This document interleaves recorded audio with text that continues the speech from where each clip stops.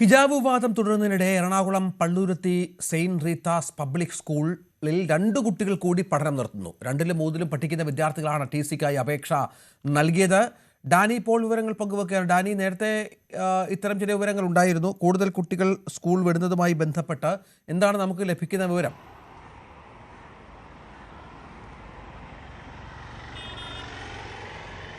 രഞ്ജിത്ത, 2 കുട്ടികൾ കൂടി അവിടെ നിന്ന് സ്കൂൾ മാറുന്നതിന് വേണ്ടി ടി.സിക്ക് അപേക്ഷ നൽകിയിരിക്കുന്നു എന്നതാണ് ഏറ്റവും പുതിയ വിവരം.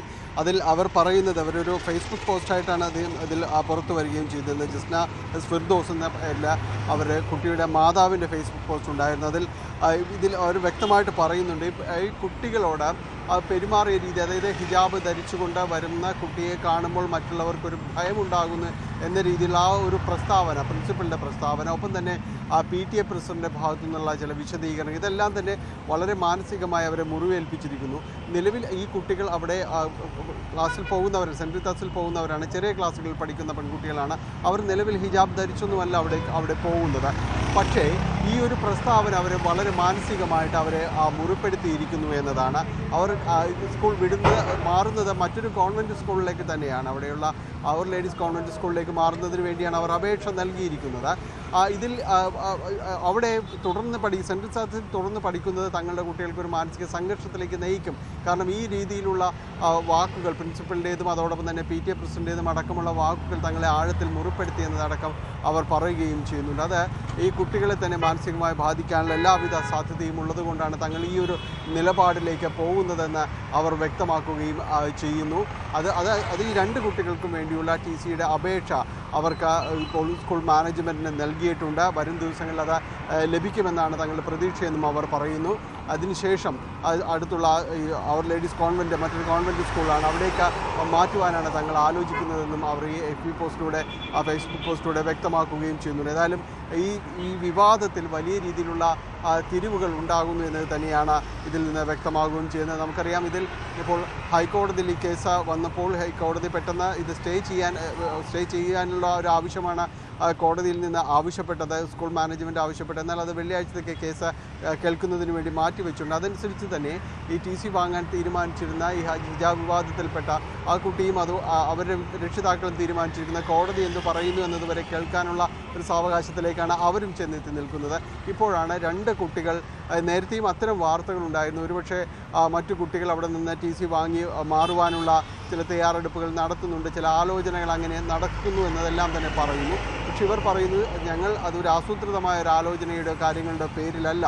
ഈ കുട്ടിക്ക് അവരോട് ഈ കുട്ടിയുടെ പെരുമാറിയ രീതി, അവർ ചില സംഭാഷണങ്ങൾ, പ്രിൻസിപ്പലിൻ്റെയും പ്രത്യേകിച്ച് PTA പ്രസിഡൻ്റെയും അടക്കമുള്ള ചില സംഭാഷണങ്ങൾ തങ്ങളെ വിഷമിപ്പിച്ചു. അതുകൊണ്ടാണ് അവരോടുള്ള ഈ നീരസം പ്രകടമാക്കിക്കൊണ്ട് തന്നെയാണ് തങ്ങൾ അവിടെ നിന്ന് മാറാൻ തീരുമാനിച്ചത്, തങ്ങളുടെ കുട്ടികൾ അവിടെ നിന്ന് മാറ്റി പഠിപ്പിക്കാൻ തീരുമാനിച്ചതെന്ന് ഇവർ വ്യക്തമാക്കുകയും ചെയ്യുന്നുണ്ട്. ഏതായാലും അതിനുള്ള ഒരു അപേക്ഷ നൽകിയിരിക്കുന്നു. വരും ദിവസങ്ങളിൽ അതിൻ്റെ ഒരു അനുമതി ലഭിക്കുമെന്നാണ് പറയുന്നത്. അനുമതി ലഭിച്ചാൽ കുട്ടികളെ ചേർക്കുന്നത് തൊപ്പുംപടി അവർ ലേഡീസ് കോൺവെൻറ്റ് സ്കൂളിലേക്കാണെന്ന് അതും വ്യക്തമാക്കിയിട്ടുണ്ട്.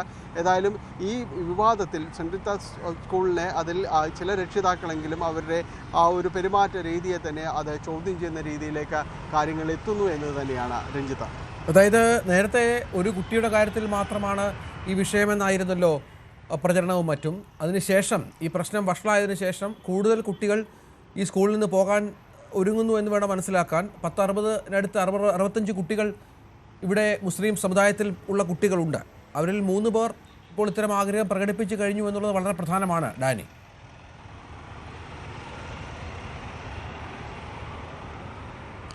ഇതിൽ അവർ ഈ FB പോസ്റ്റിൽ അവർ വ്യക്തമാക്കുന്നൊരു കാര്യങ്ങളുണ്ട്. ഇത് മറ്റുള്ളവരിൽ ഭയം സൃഷ്ടിക്കുമെന്ന രീതിയിലുള്ള ഒരു പ്രസ്താവന എൻ്റെ വിശ്വാസത്തെയും സംസ്കാരത്തെയും അപമാനിക്കുന്നതാണ്. മറ്റ് വിശ്വാസങ്ങളോടും ആചാരങ്ങളോടും കടുത്ത വിദ്വേഷം മനസ്സിൽ സൂക്ഷിക്കുന്നതിനാലാണ് അവരുടെ തന്നെ വിദ്യാർത്ഥിയോട് ഈ രീതിയിൽ പെരുമാറിയത്.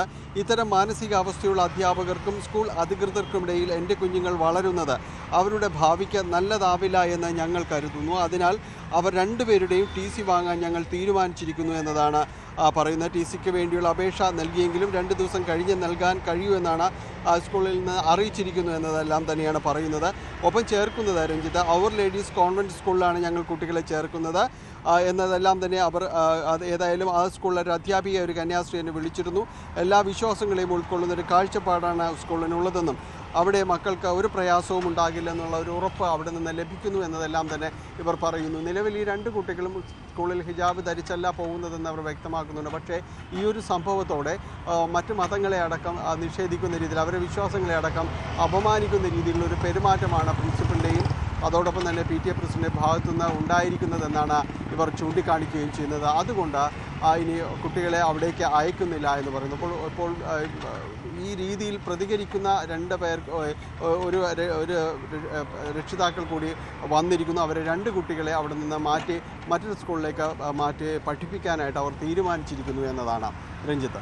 അതാണ് പ്രധാനപ്പെട്ട കാര്യം. TCക്കായി കൂടുതൽ കുട്ടികൾ അപേക്ഷ നൽകുന്നു സെൻറ്റ് റീത്ത സ്കൂളിൽ എന്നാണ് ഇപ്പോൾ പുറത്തു വരുന്ന വിവരം. ഫേസ്ബുക്ക് പോസ്റ്റിലൂടെയാണ് ഈ 2 കുട്ടികളുടെ വിവരങ്ങൾ ഇപ്പോൾ പുറത്തു വരുന്നത്. നേരത്തെ ഒരു കുട്ടി മാത്രമായിരുന്നു ഇത്തരത്തിലൊരു തീരുമാനം എടുക്കുകയും പിന്നീട് ഇപ്പോൾ ആ കുട്ടി തീരുമാനിച്ചിരിക്കുന്നത് കോടതി വിധി വരട്ടെ എന്നുള്ളത് തന്നെയാണ്. അതിനുശേഷം 2 കുട്ടികൾ കൂടി ഇത്തരത്തിൽ തീരുമാനമെടുക്കുന്നു എന്നുള്ളത് ഗൗരവതരമായ ഒരു സംഗതിയാണ്. നമ്മൾ ഈ വിഷയത്തിൻ്റെ പുറകെ തുടക്കം മുതൽ തന്നെ ഉണ്ട്. ഇന്നിപ്പോൾ പുറത്തു വന്ന 2 പ്രധാനപ്പെട്ട വാർത്തകൾ സമസ്ത നടത്തുന്ന വിവരശേഖരണമാണ് ഇത്തരം സ്കൂളുകളുമായി ബന്ധപ്പെട്ട്. ആ സമയത്ത് തന്നെ സമസ്ത വിഷയത്തിൽ മുസ്തഫ മുണ്ടുപാറ പറഞ്ഞിരുന്നു കൂടുതൽ കുട്ടികൾ ആ തരത്തിൽ അവിടെ നിന്ന് മാറാൻ ഉദ്ദേശിക്കുന്നു എന്നുള്ളത്. ഇപ്പോൾ അങ്ങനെ വിവരങ്ങൾ പുറത്തു വരികയാണ്. കൂടുതൽ കുട്ടികൾ സെൻറ്റ് റീത്ത സ്കൂളിൽ നിന്നും TC വാങ്ങിപ്പോകാൻ ഒരുങ്ങുന്നു, അതും ഹിജാബുമായി ബന്ധപ്പെട്ട വിഷയത്തിൽ എന്നുള്ളതാണ്. ഈ വിഷയത്തിൽ സ്കൂൾ മാനേജ്മെൻറ്റിൻ്റെ അല്ലെങ്കിൽ PTA പ്രതികരണം ലഭ്യമായിട്ടുണ്ടോ ഡാനി?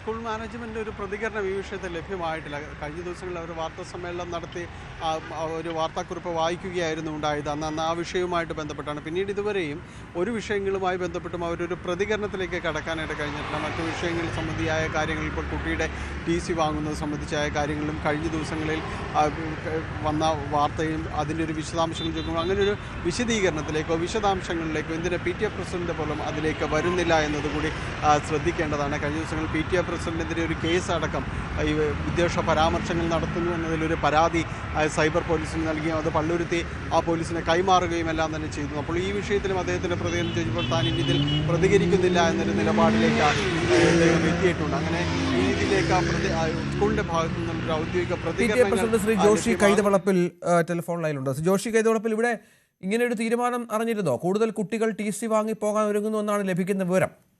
ഇല്ല, ഇതുവരെ നമുക്ക് ഒഫീഷ്യലായിട്ട് അങ്ങനെ ഒരു വിവരം കിട്ടിയിട്ടില്ല കേട്ടോ. കാരണം അങ്ങനെ ഉണ്ടെങ്കിൽ നമ്മളോട് പറഞ്ഞാലേ. പിന്നെ അത് തന്നെയല്ല, നാളെ അവധിയല്ലേ, ഇപ്പൊ ചൊവ്വാഴ്ചയെ നമുക്ക് അറിയാൻ പറ്റത്തുള്ളൂ. ചൊവ്വാഴ്ച അറിയുന്നതനുസരിച്ച് ഞങ്ങൾ നിങ്ങളോട് ഷെയർ ചെയ്യാം. അല്ലെ, ഇപ്പോൾ ഈ ഫേസ്ബുക്ക് പോസ്റ്റിലൂടെയാണ് ഇവർ ഈ അവിടുത്തെ മാനസിക പ്രശ്നം ആദ്യം മുതൽ അങ്ങനെയാണല്ലോ. ഒരുമിച്ച് ആദ്യം മുതൽ ഫേസ്ബുക്കിലൂടെ ആണല്ലോ, ഇവര് ഫേസ്ബുക്ക് ലൈവ് ഒക്കെ ആണല്ലോ ആദ്യം മുതൽ ഇവരുടെ ഒരു കണ്ടുവരുന്ന പ്രവണത.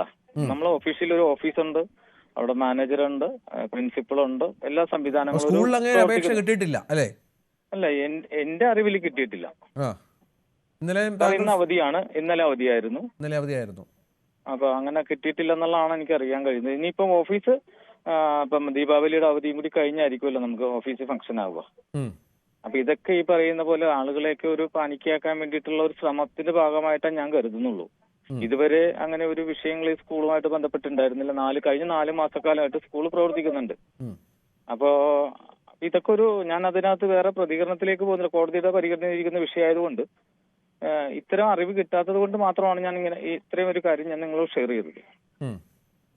ഈ ആരെങ്കിലും ഇവരെ മനഃപൂർവ്വം ഇത്തരം പ്രവണതകൾക്ക് പ്രേരിപ്പിക്കുന്നു എന്നുള്ള ആക്ഷേപമുണ്ടോ PTAക്ക്?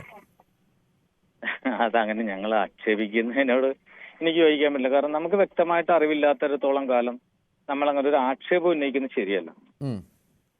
ഈ വരുന്ന ആളുകളോട് നമുക്ക് വേണേൽ ചോദിക്കാം, അങ്ങനെ ഈ വരുവാണെങ്കിൽ എന്തുകൊണ്ടാണ് നിങ്ങൾ പോകുന്നത് എന്നുള്ള അവരൊരു റീസൺ പറയുമല്ലോ, അത് ഞാൻ നിങ്ങളോട് ഷെയർ ചെയ്യാം. താങ്കൾക്കെതിരെയും ഒരു പരാതിയുണ്ട്, പോലീസ് കേസൊക്കെ ഉണ്ടല്ലേ? ഇല്ല, പോലീസ് കേസ് ഇതുവരെ എന്നെ ഒരു സ്റ്റേഷനിൽ നിന്നും ബന്ധപ്പെട്ടിട്ടില്ല.